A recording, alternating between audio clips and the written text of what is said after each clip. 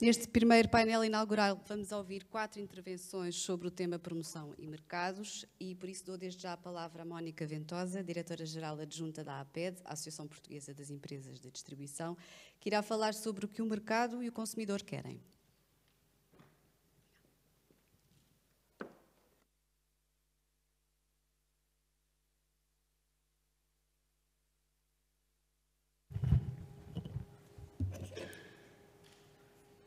Muito bom dia a todos.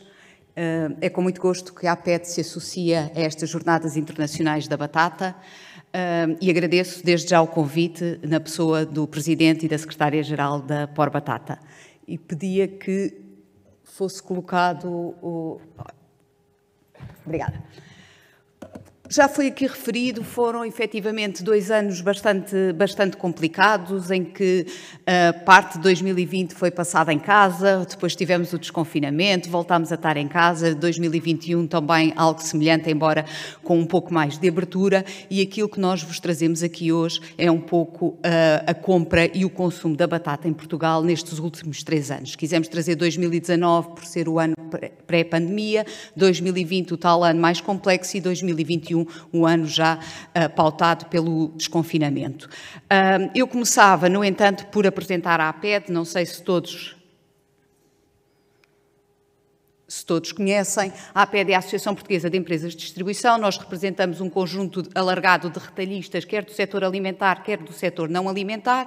Em 2022 estamos neste momento com 186 empresas associadas, são maioritariamente pequenas e médias empresas, embora sejamos conhecidos pelas grandes empresas da distribuição e sobretudo do retalho alimentar. Este é o crescimento ao longo dos últimos anos e, portanto, em termos de massa associativa temos efetivamente vindo a crescer e, mais uma vez, temos vindo a crescer sobretudo no setor não alimentar.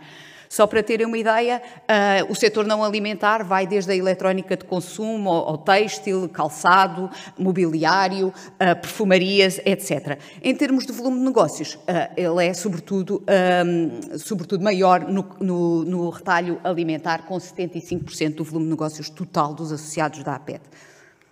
Só mais alguns números para contextualizar. Nós temos um volume agregado de 24,1 mil milhões de euros, as tais 186 empresas, um volume de negócios que representa cerca de 11,8% do PIB, um parque de lojas que se situa nas 4.338, e claro que tudo isto são números que vão oscilando, e um conjunto de trabalhadores que representam 133.390 pessoas. Mas, relativamente àquilo que nos traz aqui hoje, vamos efetivamente falar do ano 2019, do ano 2020 e do ano de 2021. E começaríamos pelo peso em volume de batata no total, ou seja, a percentagem do volume de batata no total da cesta de legumes. Podemos dizer que a batata é a rainha da cesta de legumes na compra dos portugueses. Representa cerca de 1/3 da cesta de legumes. Tem um peso muito importante na dieta dos portugueses e mesmo fazendo um comparativo à vizinha Espanha, onde a batata também é rainha na mesa dos espanhóis, aí apenas representa 28%.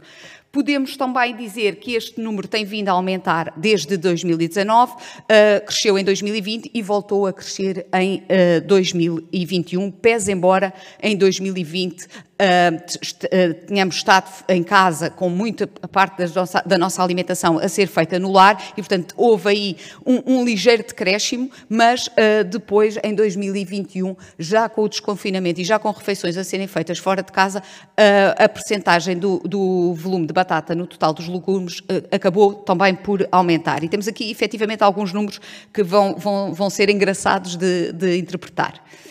Relativamente à penetração, ou seja, a percentagem de lares que compram pelo menos uma vez por ano batata. Nós, mais uma vez, verificamos aqui um crescimento sobretudo de 2019 para 2020, porque efetivamente as crianças passaram a almoçar em casa, os trabalhadores que tomavam muitas das suas refeições, nomeadamente o almoço fora de casa, passaram a fazê-lo no lar e fruto do facto dos restaurantes estarem fechados, as refeições que eram feitas, nomeadamente ao jantar, também passaram a ser feitas no lar. Portanto, há aqui um aumento de lares que passaram a consumir batata e, no comparativo 2021-2019, podemos dizer que foram acrescentados mais 44 mil lares consumidores de batata, ou que compraram batata pelo menos uma vez no ano. Relativamente à frequência de compra, ou seja, o número de atos de compra, também aqui se verificou um aumento de 2019 para 2020 e depois um ligeiro decréscimo em 2021, mas que será compensado, como veremos, penso que no próximo slide, pelo aumento do número de quilos por ato de compra. Embora os atos de compra tenham reduzido, mas podemos dizer que, em média, em média, as famílias portuguesas compram uma vez por mês batata, portanto, temos ali 11 atos de compra por ano, portanto, em média, entre 11 a 12, portanto, podemos dizer que uma vez por mês são feitas compras de batata na tal cesta de legumes, e dizer também que, no entanto, a presença da batata nas cestas de legumes sofreu uma ligeira redução de 2020 para 2021, que depois é compensada pelo aumento do número de quilos por ato de compra, como podemos ver de seguida. Portanto, em 2019, 2020 e 2021, há efetivamente aqui um aumento do número de quilos por ato de compra. Portanto, este crescimento do consumo de batata deve-se a dois motivos, em Portugal, deve-se a dois motivos. Por um lado, os tais 44 mil lares que foram acrescentados e, por outro, o aumento do número de quilos por ato de compra. Quanto à percentagem da cota de volume de canais de compra, os hipers e os supers são efetivamente os locais preferenciais.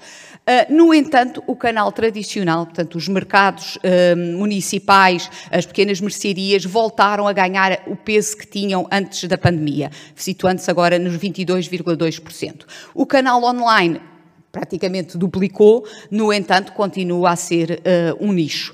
E os valores que não estão ali adicionados para completar os 100% referem-se a compras que são feitas, por exemplo, à beira da estrada ou em mercados municipais que não são contabilizados pela Kantar. Aproveito também para dizer que, como devem compreender, tendo a APED um conjunto alargado de associados que representam diversos setores, seria para nós impossível monitorizar de forma sistemática todos os produtos alimentares ou não alimentares. E por isso recorremos a consultoras, e aqui deixo o meu agradecimento público à Kantar, pois todos estes dados foram gentilmente cedidos pela Kantar.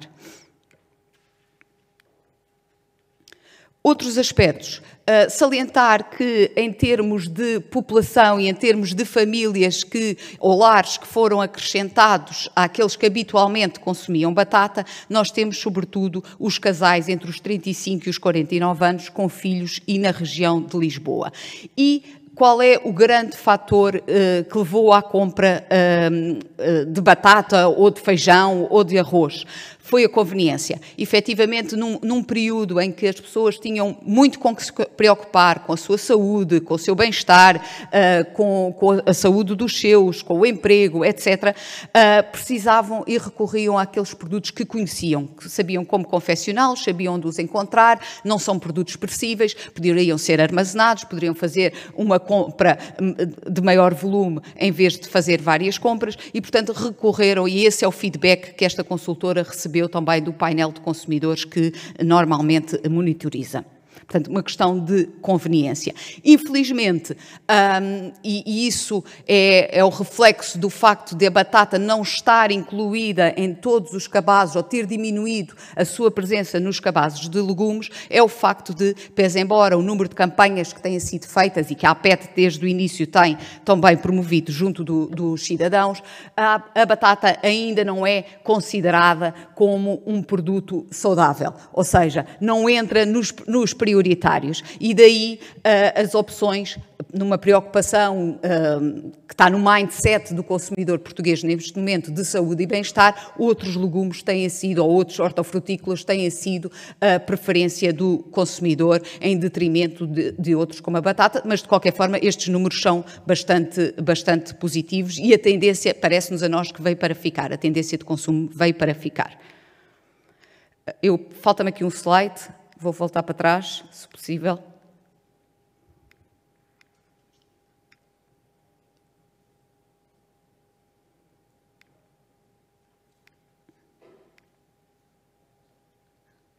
Aqui.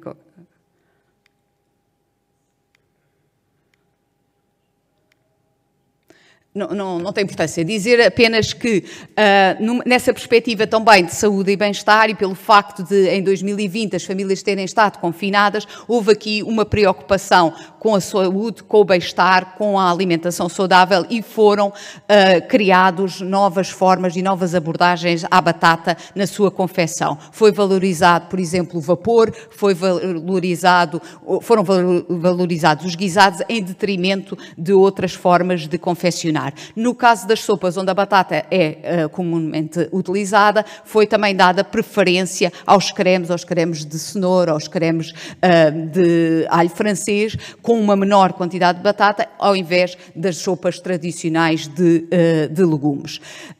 Por último, dizer que vivemos efetivamente tempos muito difíceis, ao que acrescentamos agora uma guerra na velha Europa, uma guerra às portas de nossas casas.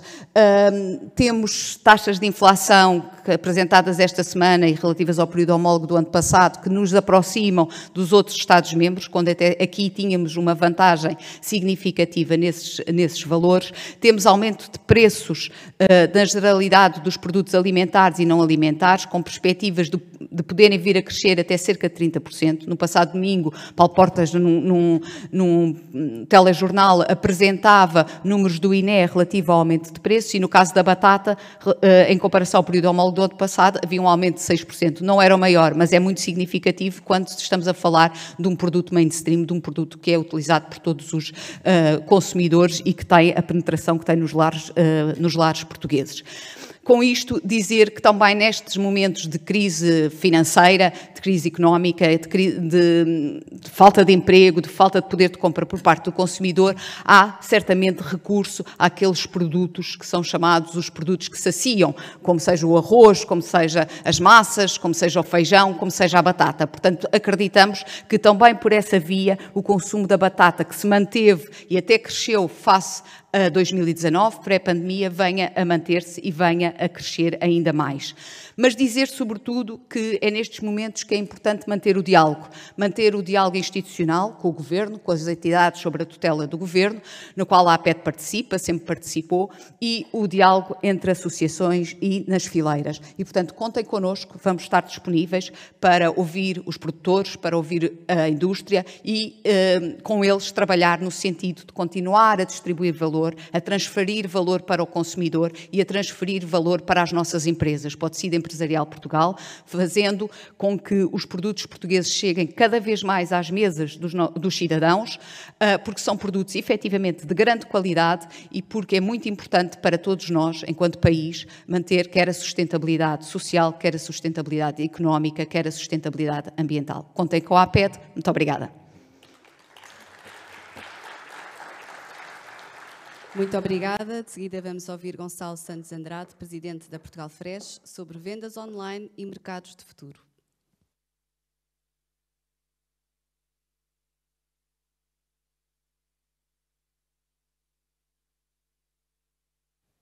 Bom dia, muito obrigado pelo convite. Começo por cumprimentar o Sr. Presidente da Câmara Municipal de Alcochete, o Sr. Dr. Fernando Pinto, Presidente da Por Batata, meu amigo Sérgio Ferreira. Cumprimento também os colegas de painel, agradecia que me colocassem a minha apresentação. Colocar só aqui o cronómetro.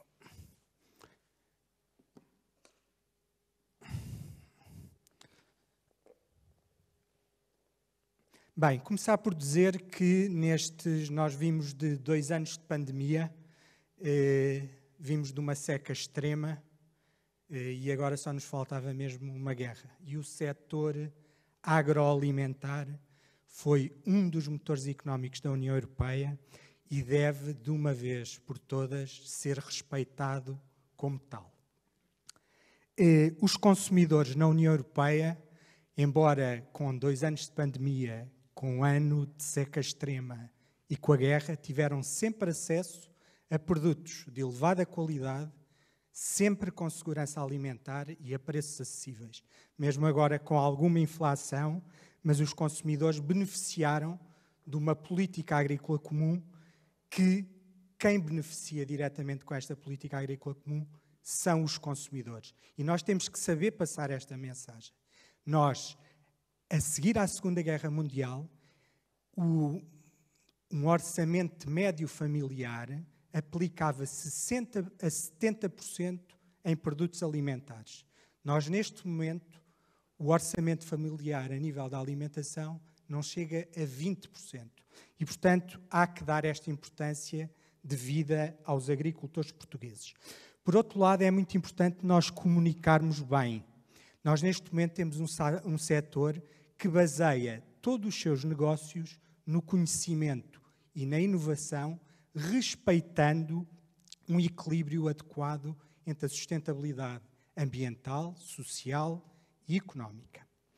Por outro lado, como já se ouviu aqui na sessão de abertura, quer pelo Sr. Presidente da Câmara Municipal de Alcochete, quer pelo próprio Sérgio Ferreira, nós mesmo antes da guerra já tínhamos uma escalada de preços inacreditável.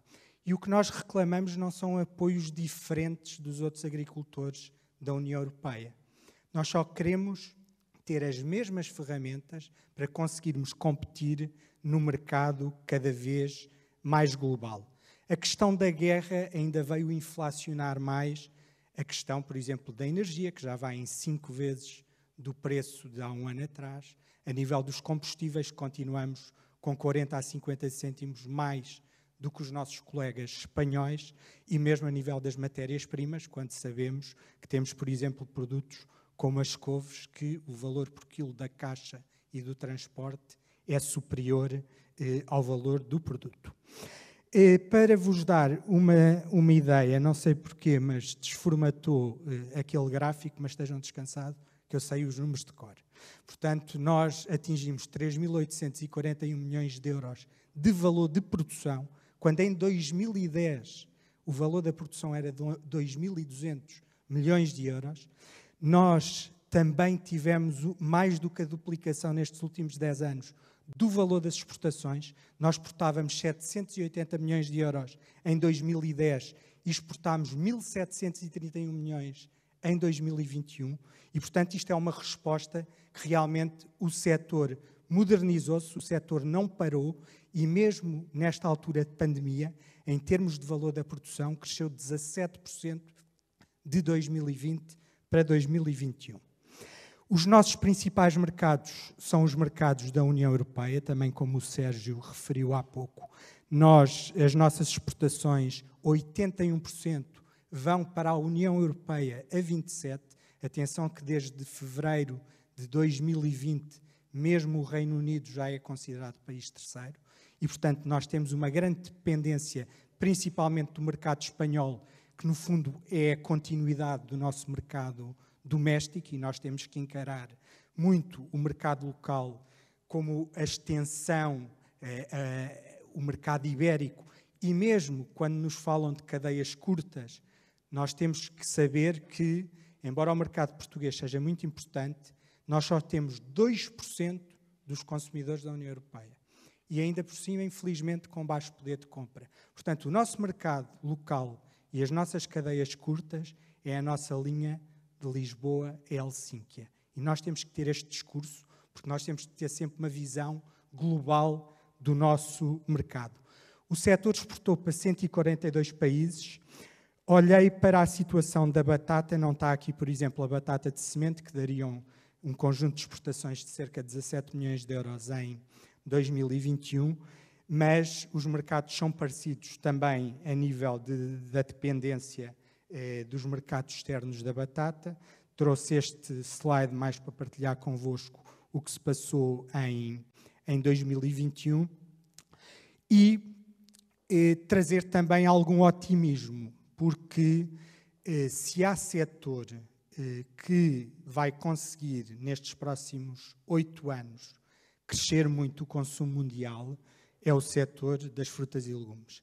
No mundo, em 2015, consumiram-se 2,1 trilhões de euros de frutas e legumes. Estamos a falar de trilhões europeus, é um número muito grande, são 18 zeros, e estima-se que em 2030, ou seja, daqui a 8 anos, se consumam 4,8 trilhões de euros.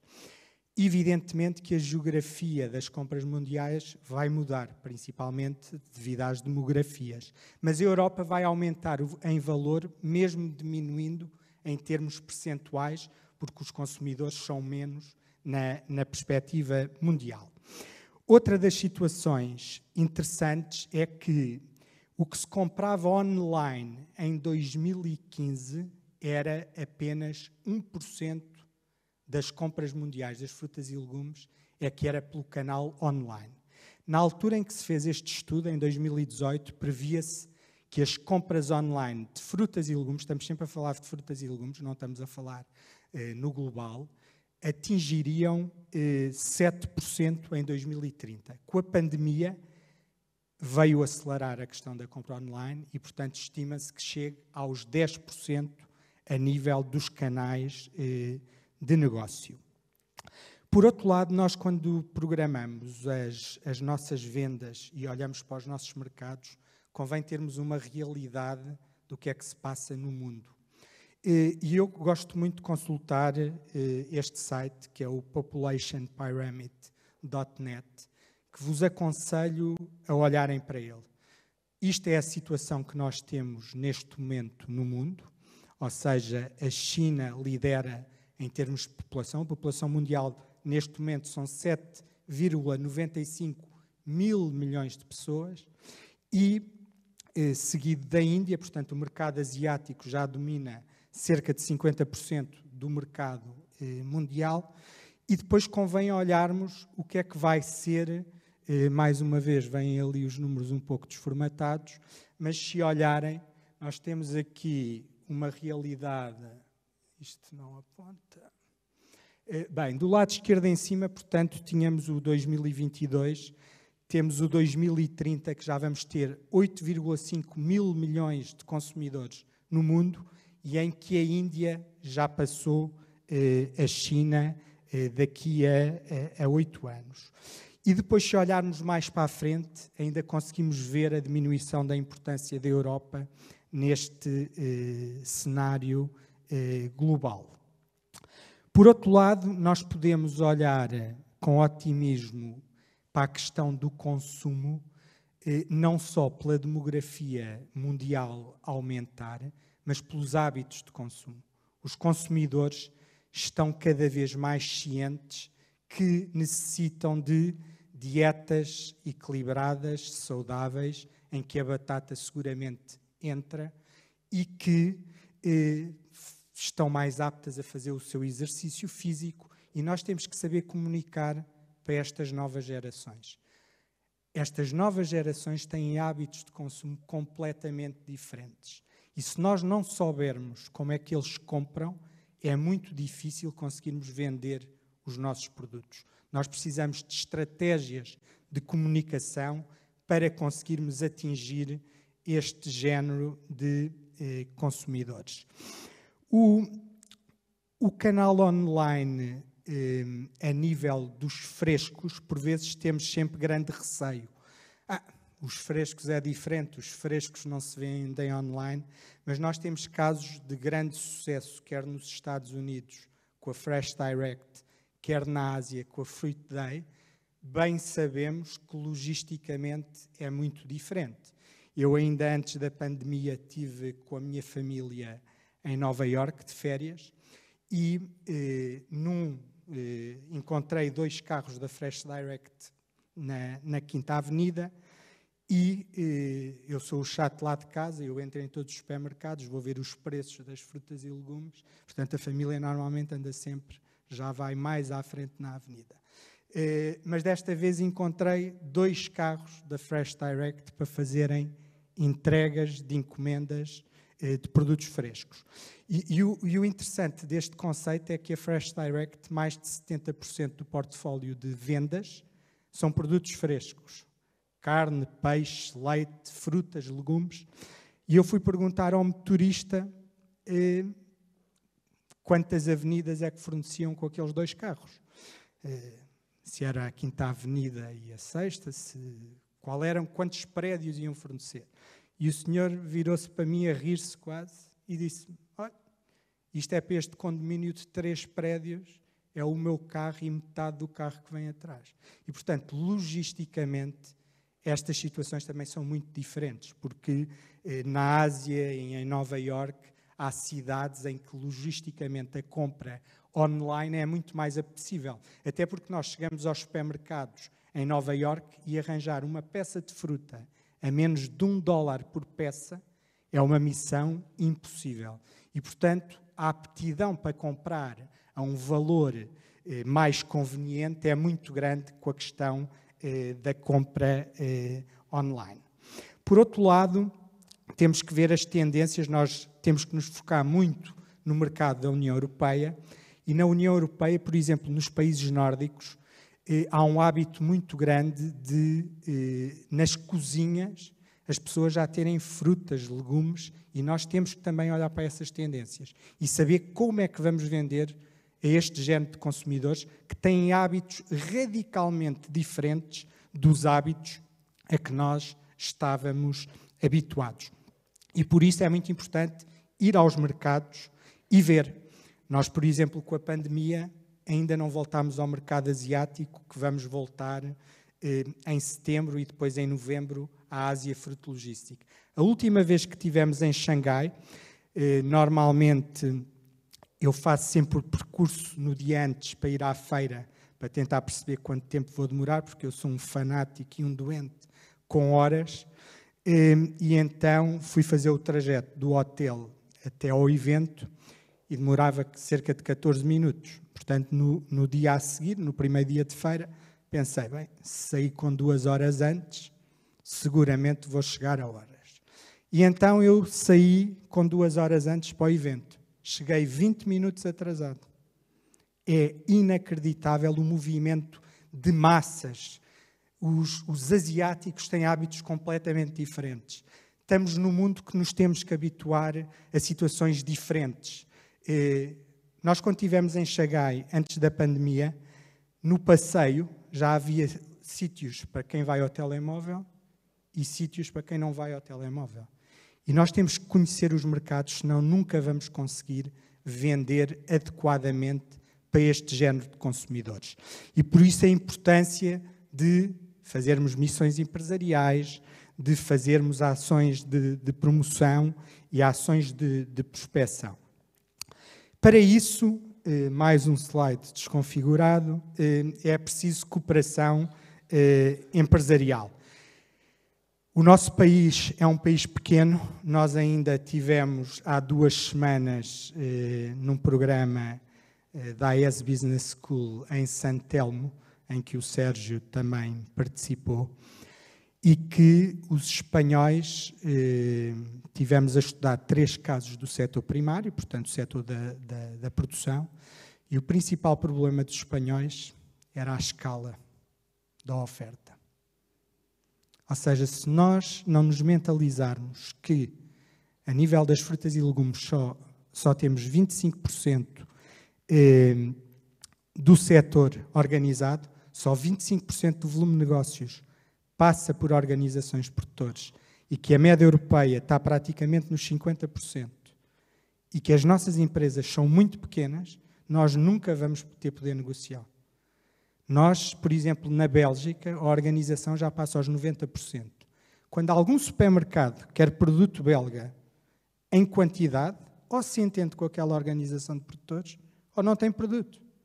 E, portanto, conseguimos vender a preços que remuneram adequadamente a produção.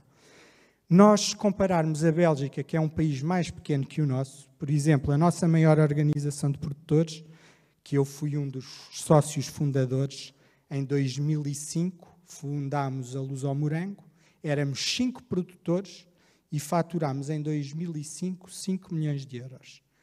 Este ano, acabámos o ano contentes com 40 produtores e 85 milhões de euros. Estamos satisfeitos? Não, não chega. O nosso concorrente na Bélgica fatura 451 milhões de euros. Isto é a nossa realidade. Nós temos que apostar em promoção, nós temos que nos unir, porque se andarmos sempre a queixar que não conseguimos o preço adequado, muita da culpa é nossa. porque a indústria e o retalho têm N opções para comparar aos nossos vizinhos e os nossos vizinhos estão sempre dispostos para baixar 5 ou 10 cêntimos ao preço de venda dos produtos. E por isso a mensagem principal que eu deixaria nestes 15 minutos que me concederam e que eu já ultrapassei 1 minuto é a união é estratégica para conseguirmos remunerar adequadamente os nossos produtos. É importante as estratégias conjuntas de promoção. Muito obrigado pela vossa atenção.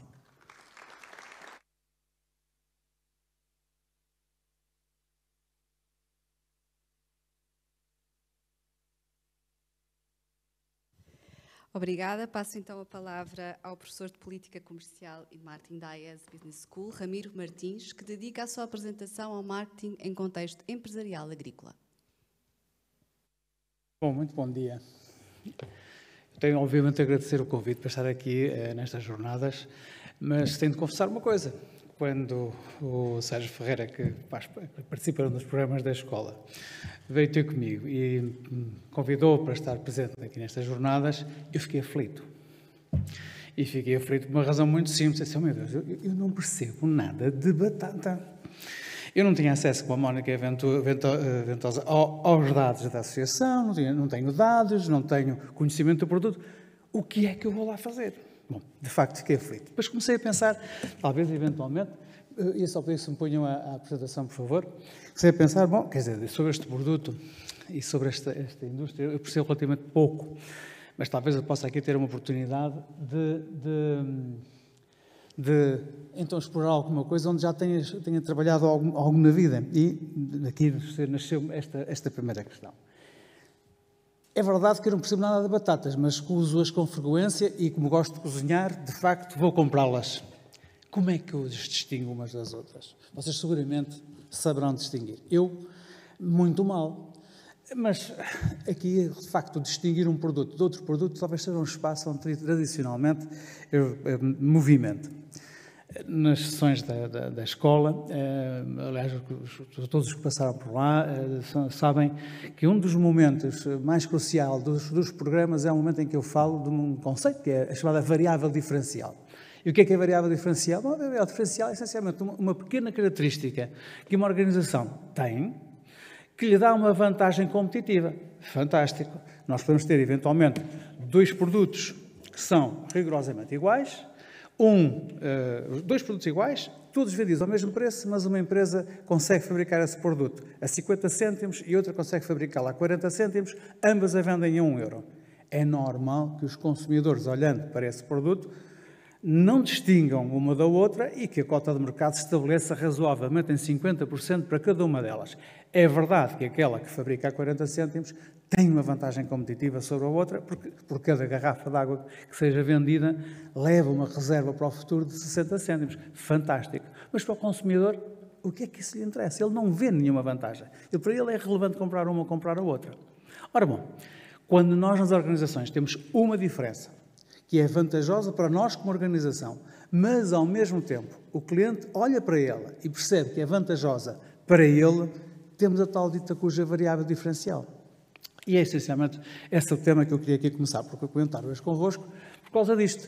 É que, para quem só perceber pouco de batatas, como é o meu caso, como é que eu sou capaz de distinguir uma batata de outra batata? De um produtor de outro produtor? De uma marca de outra marca? Como é que isso pode acontecer? E então comecei a pensar, deixa-me pensar quais são os produtos que eu me recordo que são mais difíceis de diferenciar.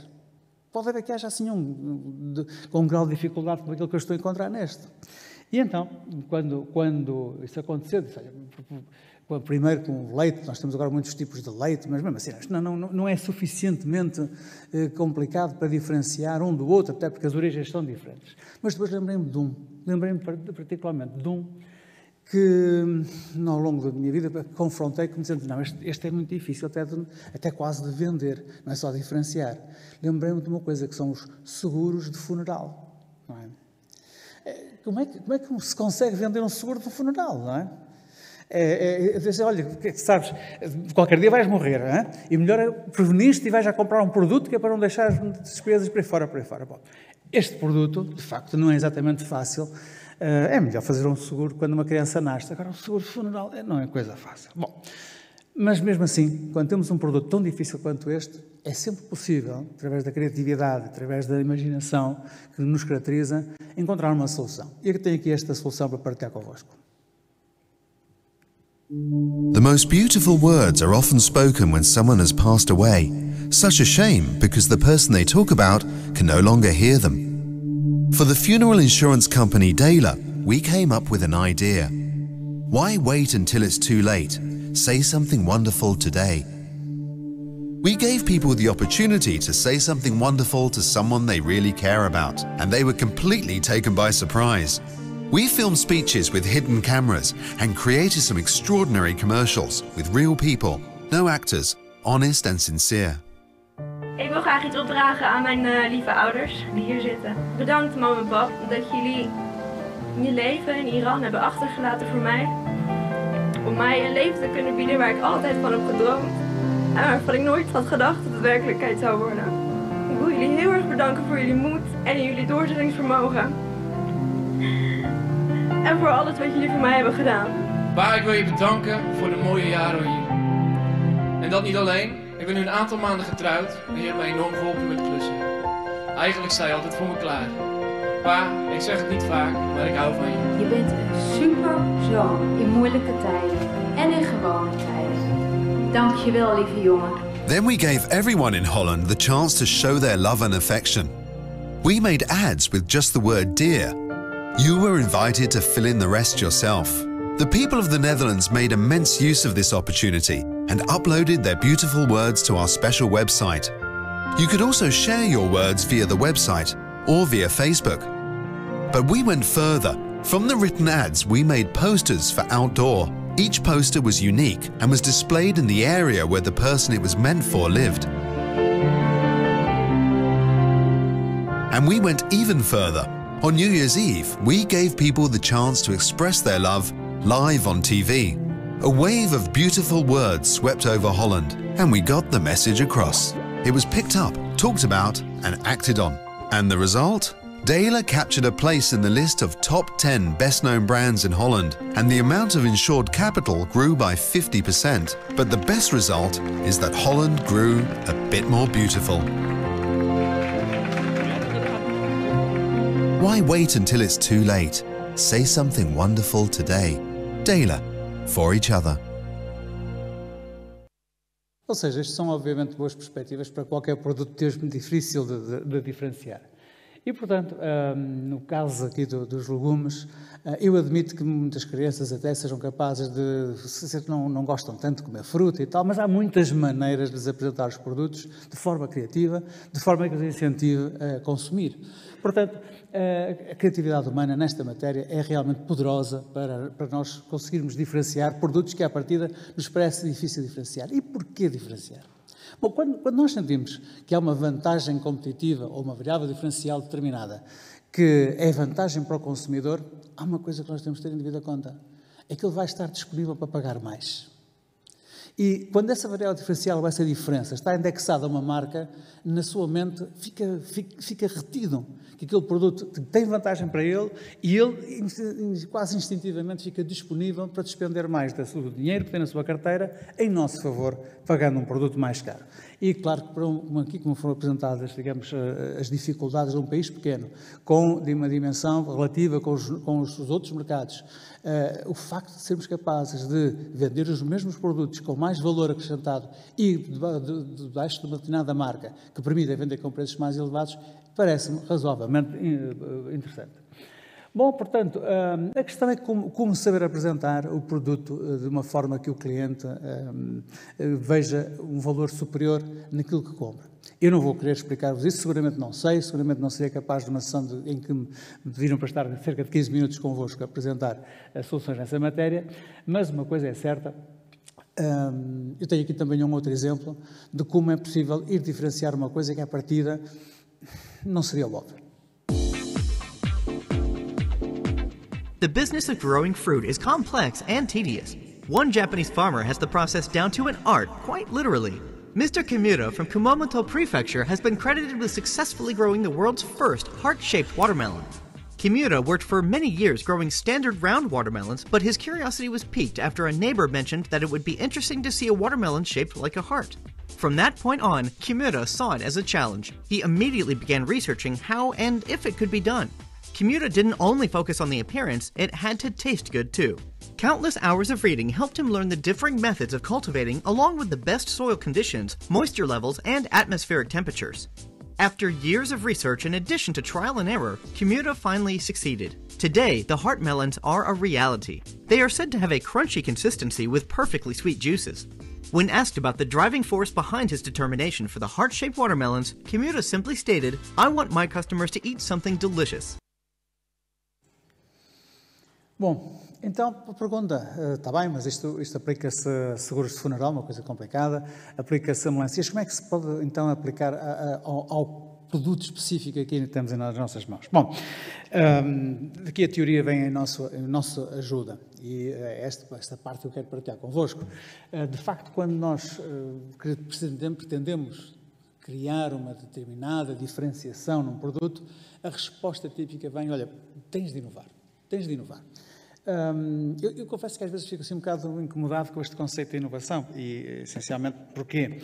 Porque quando uma empresa acaba por investir dinheiro a investigar, a desenvolver um produto diferenciado, a atingir, digamos, algo que se distingue claramente dos concorrentes, só há uma inovação que importa.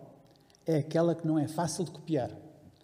Porque se a inovação que se desenvolveu for fácil de copiar, o custo ficou todo do lado de quem a desenvolveu e o benefício ficou do lado de quem a copia, pelo simples facto de que não teve de fazer esse esforço, depois só tira benefício. Portanto, é preciso ter muito cuidado quando se avança nesta lógica do eu tenho de inovar.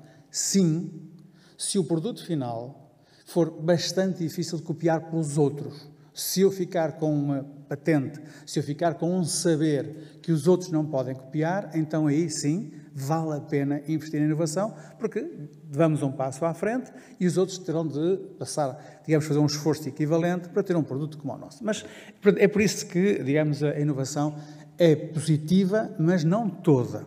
E às vezes até fica um bocadinho, digamos, incomodado quando se vê nos programas de incentivos, por logo como condição que o incentivo só é dado se eventualmente houver uma componente forte de inovação. Cuidado que nem toda será boa, não é? Talvez seja por causa disso que a grande tendência que existe é, então vamos competir pelos custos, vamos diferenciar-nos pelos custos. Ora, de facto, sendo verdade que é possível diferenciar pelos custos, é o caminho pior possível. Voltando ao exemplo das duas garrafinhas de água, pois aquele que tinha a garrafa de água fabricada a 40 cêntimos, diz, mas se a minha cota de mercado é 50%, mas eu tenho mais reservas que o meu concorrente, eu vou competir com o preço. Então o que é que ele faz? Passa a sua garrafa para 90 cêntimos e o outro fica com €1. Mas aqui o que vai acontecer é que os consumidores, não distinguindo o produto entre um do outro, vão naturalmente optar pelo mais barato. E as cotas de mercado vão tender facilmente para aquele que tem o produto mais barato e aquele que tem o produto mais caro deixa de vender. O que é que ele vai fazer? Ele vai baixar o preço para 90 cêntimos. E o que é que acontece de seguida? Ficam os dois empatados outra vez, lá fica a cota de mercado de 50%, e se continuarmos nesta escala, o que vai acontecer é que os consumidores vão ficar muito contentes, porque compram o seu produto mais barato, mas os fabricantes perderam todos o valor. Só se pode ir por este caminho quando se quer anular ou se quer liquidar os concorrentes. Mas seguramente este não é um caminho que Portugal, com a sua dimensão, possa naturalmente seguir. Portanto, não é de todo uma ideia razoável pensar em competir pelo preço. Faz mais sentido competir por outras estratégias que não esta de competir pelo volume. Só os grandes operadores com grande volume e com grandes reservas podem fazer isso. Depois de anularem e aniquilarem os concorrentes, voltam a subir os preços. É a única maneira de competir pelos preços e ter sucesso. Há uma terceira via que normalmente é negligenciada e que se considera que, mas a experiência que um consumidor tem com um determinado produto é algo que nós não sabemos nem desenhar. O produto, quando é muito indiferenciado, não é fácil de implementar e até depois então de medir não é nada óbvio, não é? No entanto, é muito importante ter esta devida conta que a experiência que nós temos perante um produto determinado pode ser absolutamente determinante no sucesso do mesmo. Porquê? Porque Quando nós pensamos numa experiência que temos, nós não temos experiências absolutas, nós na verdade temos experiências relativas. Quando provamos um restaurante determinado, se for um restaurante popular, a nossa expectativa é uma. Se nós estamos a pensar em um restaurante de luxo, a nossa expectativa é outra. É evidente que a nossa experiência com um restaurante e com outro, não é absoluta, é relativa à expectativa que nós tínhamos, que formamos antes de consumir. Depois, no momento em que consumimos, fantástico, podemos aferir aquilo que sentimos para aquilo que esperávamos sentir. Quando a experiência é positiva, isto é fantástico, é bom. Quando a experiência é negativa, todos nós temos a noção de que é uma coisa a não repetir. Também é verdade que há uma máxima muito comum, que é nós temos de superar as expectativas dos clientes. É uma máxima que não funciona muito bem, ou pelo menos funciona uma única vez, a primeira. Porque, óbvio, eu tinha uma expectativa, se de facto a minha experiência foi melhor que a expectativa, foi positivo, mas o que acontece da próxima vez que eu for comprar o produto? A minha expectativa subiu. E, portanto, aqui, ou se é capaz de sistematicamente estar a aferir a experiência para a expectativa e nunca falhar, ou seja, uma constância enorme da qualidade do produto ou da qualidade do serviço, e nesse caso uma está a par com a outra, vale a pena avançar neste caminho. Cuidado com a lógica nós temos sempre de exceder as expectativas dos clientes, porque de facto só funciona uma vez. As empresas que fazem medições do grau de satisfação dos seus clientes com os seus produtos e com os seus serviços têm normalmente uma surpresa curiosa. É que os graus de satisfação são muito altos quando a diferença entre a expectativa e a experiência é zero. Ou seja, quando nós recebemos algo que corresponde rigorosamente às nossas expectativas. Quando a diferença entre uma coisa e outra é zero, o nosso grau de satisfação dispara. Não é muito óbvio, mas é uma realidade. E, portanto, é nesse sentido que faz sentido explorar estas vias das experiências, muito mais do que, às vezes, inovar dramaticamente no produto, e seguramente muito menos do que investir pelos custos. Quando nós falamos, por exemplo, nas inovações, há dois grandes tipos de inovações. Há aquelas que são chamadas inovações incrementais e há as chamadas inovações que são as radicais. Eu trago aqui o exemplo, digamos, de uma inovação incremental. Há uns anos atrás, recordam-se, quando nós estávamos em casa e queríamos ver um vídeo determinado, o que nós fazíamos era saímos de casa, íamos a um Blockbuster, íamos a um clube de vídeo e alugávamos uma cassete VHS. Depois a tecnologia avançou e passou-se a ter um DVD, depois do DVD a tecnologia avançou, passou-se a ter um Blu-ray, mas cada vez que isto acontecia, de facto era uma inovação incremental. Até que um belo dia, de facto, aparece um operador no mercado que diz, mas para quê as pessoas saírem de casa e irem buscar uma peça de física, um hardware físico qualquer, para ver filmes em casa? Nós vamos entregar esse mesmo produto em casa. E, portanto, esta inovação radical, como a da Netflix em relação à Blockbuster, atirou para fora do mercado um colosso. E hoje, se nós formos encontrar a Blockbuster, não encontramos em lado nenhum. Portanto, de facto, é quando nós optamos por inovações que podemos chamar radicais, cuja cópia é difícil, ou por experiências do consumidor, cuja repetição pelos concorrentes não é fácil, que nós conseguimos diferenciar os produtos de uma forma duradoura. Portanto, e quando isso acontece, quando nós somos capazes de capitalizar essa diferença de uma forma duradoura, é bom fixá-la em algo que um cliente memorize com facilidade. Temos visto nos últimos tempos a surgir neste setor a criação de marcas com uma eficácia importante, mas eu julgo que nesta área da vossa indústria ainda não apareceu ninguém que tenha tido, digamos, a ousadia de criar uma marca muito forte. Perdoa-me se estiver errado, mas, uma vez mais, como consumidor, não consigo encontrar especificamente nesta indústria operadores que trabalham mais do que um produto frutihortícola, sim, mas especificamente da batata eu não me recordo de nenhuma marca poderosa que pura e simplesmente possa entrar na mente do consumidor. E porquê é que é muito importante uma marca entrar na mente do consumidor? Bom, primeiro porque, de facto, se nós olhamos aqui para estes dois produtos, a partir deles parecem-nos rigorosamente iguais, não é? Mas, quando nós vemos estas duas marcas aqui associadas, seguramente os nossos filhos pedem-nos mais para ir a uma do que ir a outra. E ambos, se calhar, do ponto de vista qualitativo, até poderão ser francamente iguais. Portanto, muitas das vezes nós preocupamos-nos muito com o atributo físico do produto E negligenciamos substancialmente os atributos emocionais que nós podemos colar a esse produto e que podemos colar a uma marca que, entretanto, criamos. E tenho aqui um exemplo de um produto que há muitos anos, também provavelmente devem ter pensado que não seria exatamente fácil de diferenciar ou de fixar uma marca, mas que nós hoje reconhecemos com facilidade.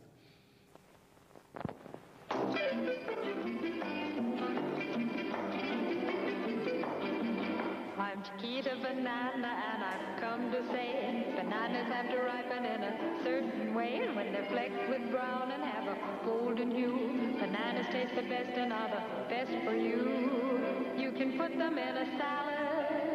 Green? No, not yet, my dear. That greenish way you're looking means that you are ripe for cooking. How about me? No, no. When you are fully ripe, my dear, those little flecks of brown appear. You're most digestible, my friend, delicious too from end to end.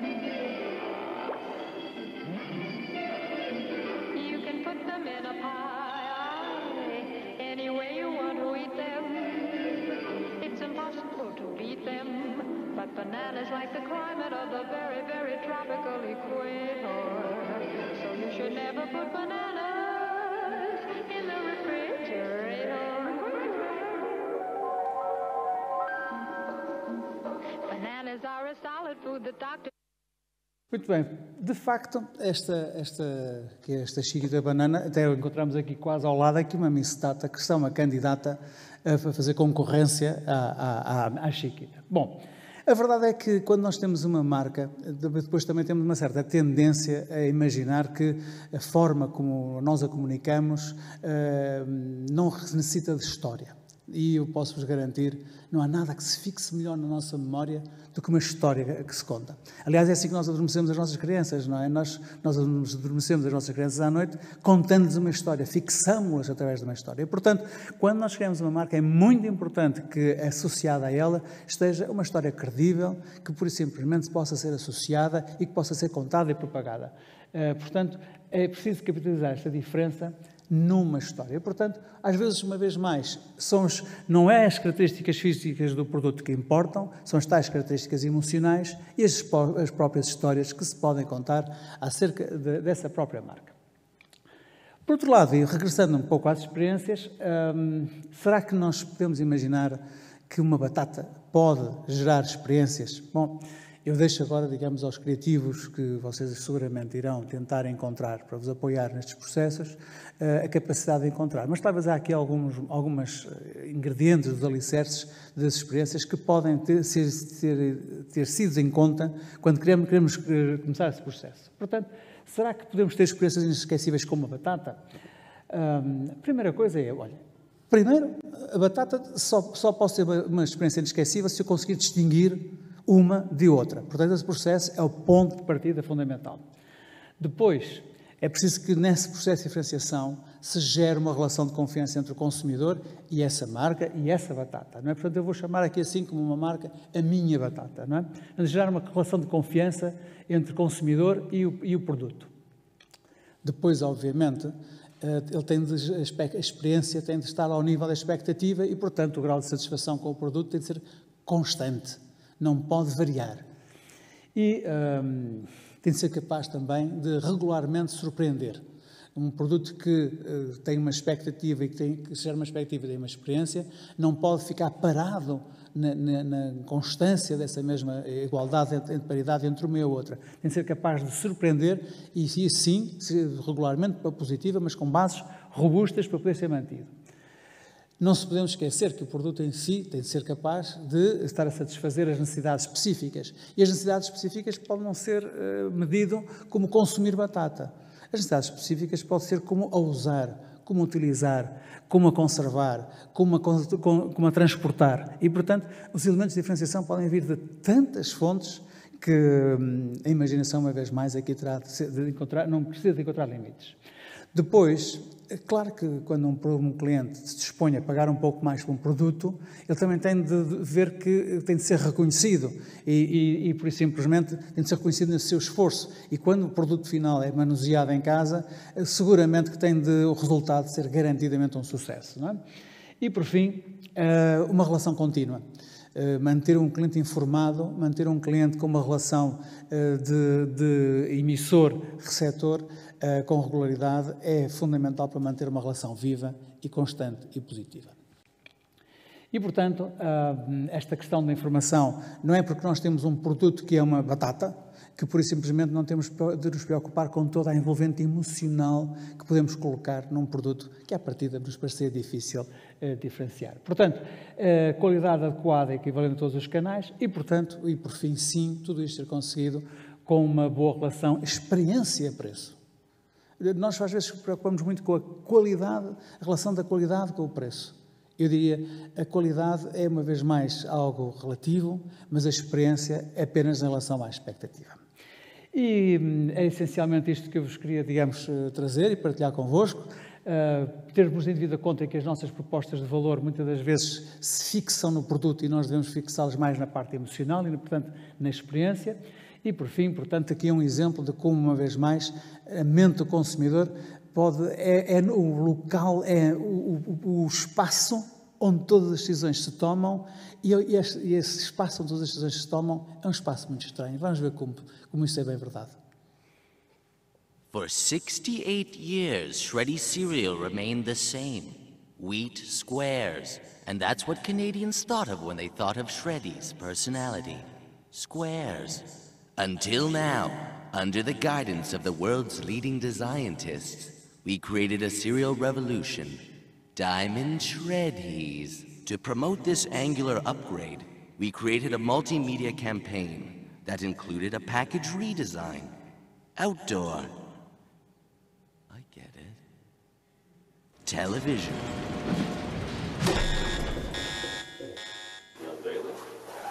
You mentioned it, it's new Diamond Shreddies. Oh. What strikes your mind when you look at it? It's more interesting looking. Yeah, that's what, I mean, there's been a lot of research go into it to sort of bring out the diamond in it and turn it into a diamond. It's funny, some people don't even notice the difference. Print.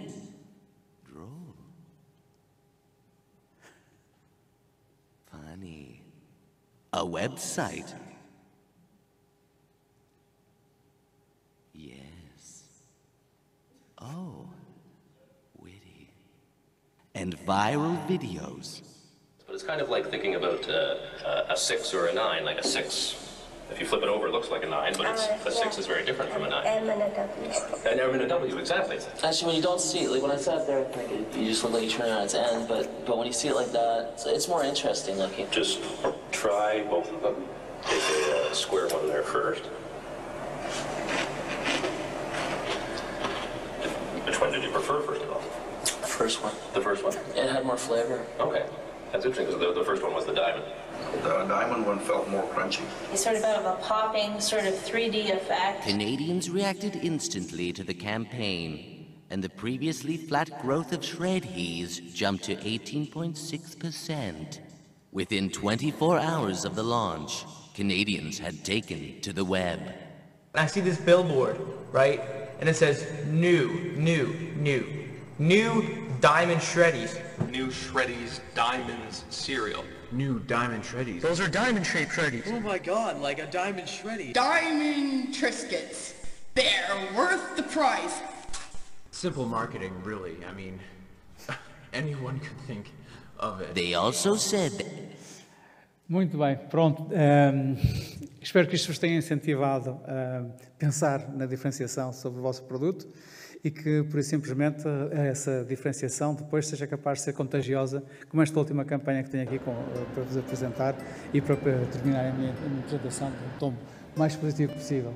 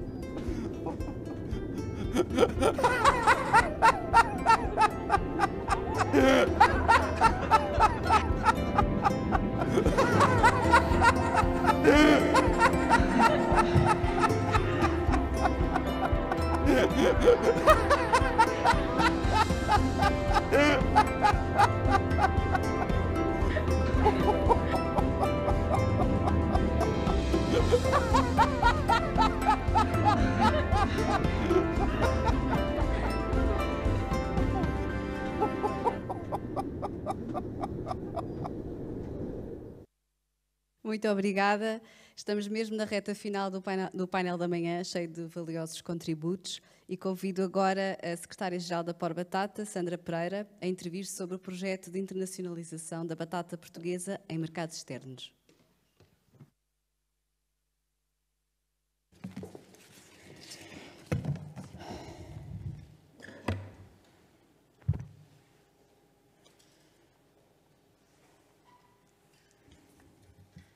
Bom dia a todos.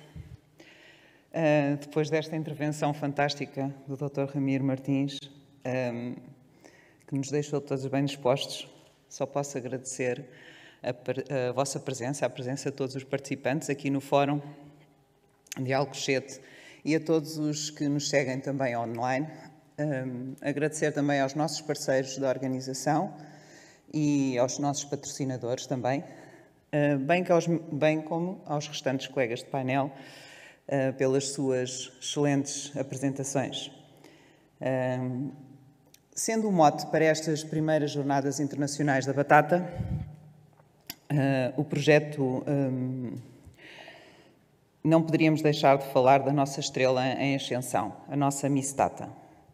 A marca coletiva Miss Tata foi criada pela Por Batata no âmbito do Programa Operacional Competitividade e Internacionalização do Compete 2020.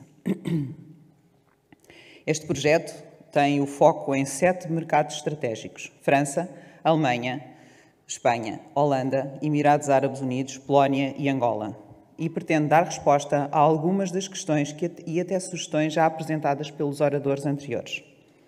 Mas vamos começar pelo início. A Por Batata foi criada em setembro de 2016 para representar o setor da batata português, englobando toda a fileira desde a batata semente, produção, comércio, embalamento e indústria, com 2 grandes objetivos que estão intimamente ligados: organizar o setor e promover a batata portuguesa. Cedo percebemos que para organizar o setor tínhamos de salientar tudo o que o unia, e a promoção da batata portuguesa era sem dúvida o elo de ligação. Aí estava o grande desafio, e para promover a batata portuguesa tínhamos de chegar ao consumidor final. Portugal, apesar de ter possibilidade de produzir batata nova durante todo o ano, não consegue ter quantidade para abastecer o mercado o ano inteiro.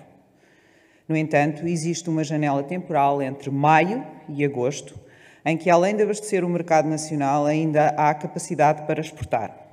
Estavam, assim, definidas as premissas para iniciar uma primeira campanha de promoção da batata portuguesa. Inicialmente, com recursos muito limitados, mas muita criatividade, em 2018 demos início à primeira campanha de promoção da batata portuguesa, com as parcerias da APED, a Associação Portuguesa de Empresas de Distribuição, da APN, a Associação Portuguesa de Nutrição, e o apoio institucional do Ministério da Agricultura. Esta campanha esteve presente nas grandes superfícies e, em 2019, voltámos a promover a batata portuguesa na grande distribuição. Em 2020, já em plena pandemia, fizemos uma campanha inteiramente voltada para as redes sociais. Decidimos colocar a batata portuguesa no lugar certo à sua mesa. A imagem desta campanha foi a gênese da Miss Tata. E peço desculpa. Caramba, para trás.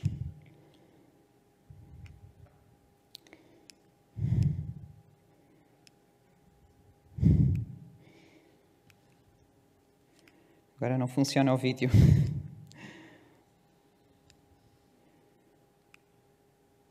O vídeo não funciona.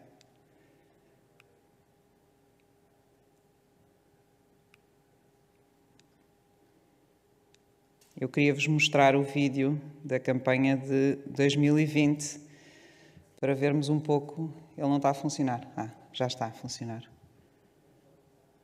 Não tem a som.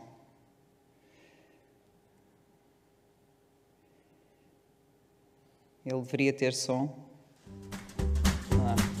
Ok.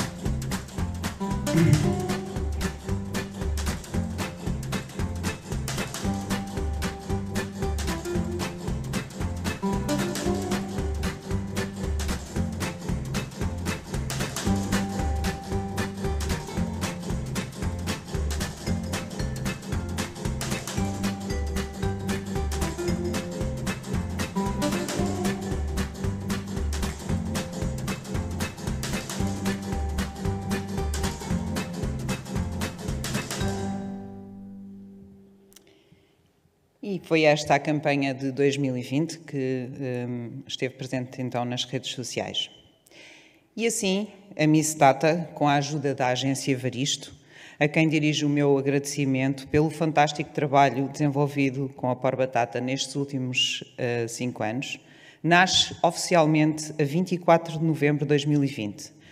Miss, porque é batata nova e acabada de colher, e Tata, porque é o diminutivo, ou a sílaba mais usual em várias línguas da palavra batata. A Miss Tata foi apresentada publicamente pela primeira vez num evento de formato intimista, no Marle, e online, tendo em atenção as condicionantes à época. A Miss Tata é, assim, a marca coletiva da batata portuguesa, criada pelos produtores, armazenistas, embaladores e indústria, para valorizar a produção nacional, destacar as potencialidades e benefícios da batata, estimular o consumo e aumentar as exportações. A Miss Data é produzida entre maio e agosto, em solos nutritivos e em clima atlântico, com o sol o ano inteiro, o que lhe confere características únicas. É a primeira batata a aparecer no mercado europeu, por isso é nova e fresca, sem armazenamento, o que a faz ter uma menor pegada ecológica, sendo por isso amiga do ambiente.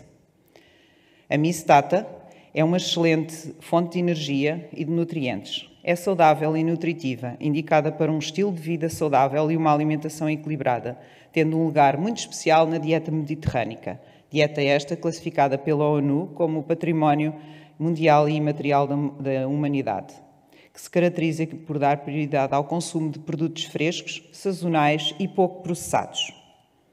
Enfim, a Miss Data é a embaixadora da batata portuguesa, que pretende mostrar a versatilidade, o sabor e a diferenciação de um produto conhecido pela longa tradição de cultivo em Portugal, que tem capacidade competitiva pela sua qualidade de excelência, sabor e textura.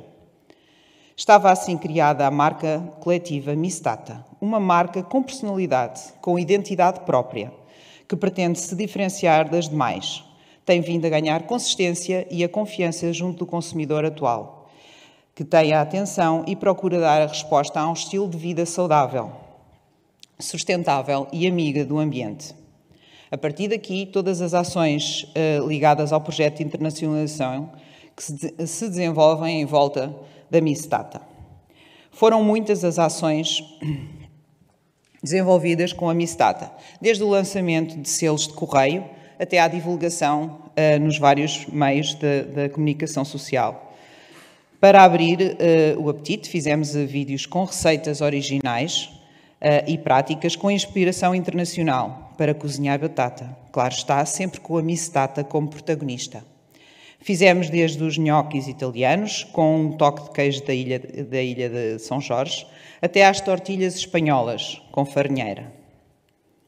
Mas também fizemos a campanha de promoção da batata portuguesa de 2021, já com o selo Miss Data, lançado em maio num evento na Vini Portugal e online, em diversos meios de comunicação digitais e da imprensa em papel, da especialidade e generalistas, ao nível nacional e internacional. Centenas de posts colocados nas várias redes sociais, onde a Por Batata está presente, paralelamente à divulgação em diversos meios de comunicação ao nível nacional e internacional, e de forma a alavancar a marca coletiva, foi também iniciada pelos nossos operadores a inclusão nas etiquetas das embalagens e caixas a granel de batata, o selo Miss Data. E foi esta a campanha de 2021. Também não tem som. São brisa e laço que nos liga. Há alimentos que são base, que são história, que fazem parte de nós, da nossa memória. São mesa cheia, almoços de domingo, são Páscoa e Natal, são partilha. Portugal. Sou batata nova acabada de colher, fresca como a brisa atlântica, saudável e embaixadora do sabor e da versatilidade. Sou Miss Data, batata portuguesa com certeza. E o projeto de promoção de batata de Portugal nos mercados externos previa também a participação em várias feiras internacionais, em especial feiras específicas do setor da batata e ações a serem desenvolvidas por nós de âmbito internacional, como era o caso de um concurso de culinária em França. A pandemia fez-nos reprogramar estas participações, porque muitas nem chegaram a acontecer e foram canceladas. Dessas novas ações destacamos a participação em programas de televisão, como foi o caso do MasterChef. E já no próximo mês teremos uma participação no programa Casados à Primeira Vista. São iniciativas que nos permitem chegar ao grande público e aproximar a batata portuguesa dos consumidores dentro e fora de Portugal, graças à transmissão internacional destes programas.